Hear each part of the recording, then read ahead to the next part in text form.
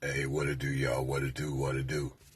When she is romantically blind. Of course, there's the statement out there for the blind lead the blind. So that's one way of looking at it. Just because she's willing to go off on what other people have to say about love and being romantic, not even trying to hear what a man has to say. And we could take it a step further by saying that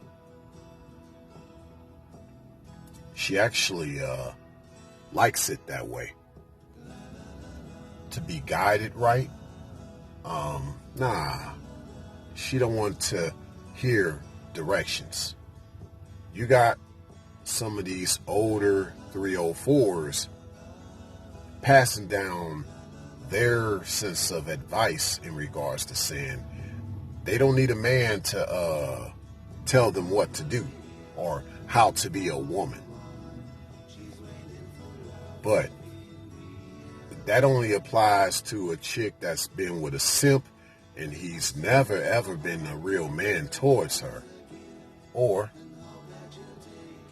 that just simply applies to a chick that doesn't want a man in her life in the first place. That applies to them. They're the ones that talk like that. That said it. They don't want no one to tell them how to be a woman. And it's like, you can only be a real woman around a man.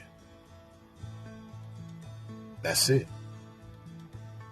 But yeah, how this ties in with how she's romantically blind.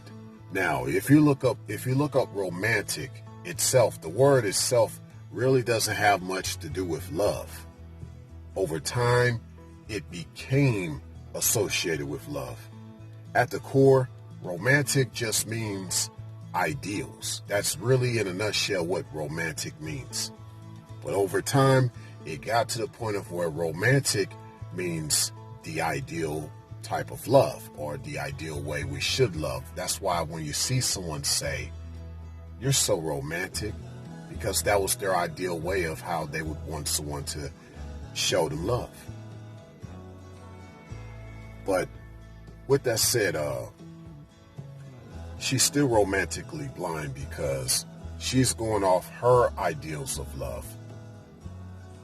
And she doesn't want to hear the man's ideal of love.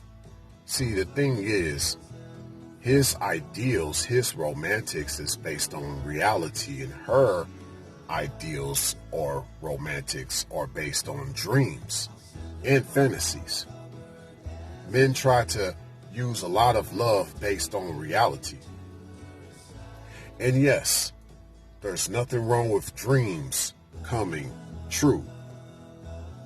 But oftentimes you interpret one's dreams and you're like, whoa, you got to step back.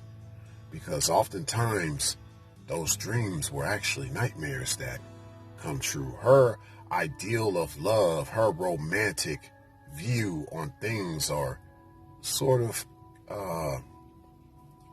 it's just sort of on the morbid side. Let's put it that way. It's on the morbid side.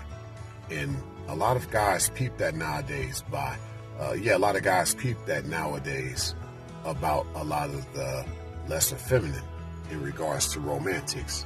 And, it'd be more like, yo, sweetie, like, let's talk about this, because, we could be loving like this. And then she like, oh, so you don't want to hear what I have to say? You don't want to hear what I have to say and what I'm talking about? And then he'll be like, no, I'm just saying, like, there's a healthier way we can go about doing this, because little do you know, like what you're saying in regards to love, these ideals you're talking about, it leads to a lot of unhealthiness. And you don't realize this, but I'm trying to tell you about it, but you constantly feeling offended and things like that. And that's where, fellas, you don't waste any more time. You don't have to keep trying to explain to her how it should go versus the way she wants it to go. And obviously you're trying to tell her the way it's supposed to go, because that's the only way it's going to work in regards to how you two's ideals or romantics, if you will, or ideals about love can actually work. This is how it can work. This is how you can see. But you got to see through the BS, her BS that's made her blind. Love is not blind. People are blind to love. And that's why she is romantically blind. Thanks a million.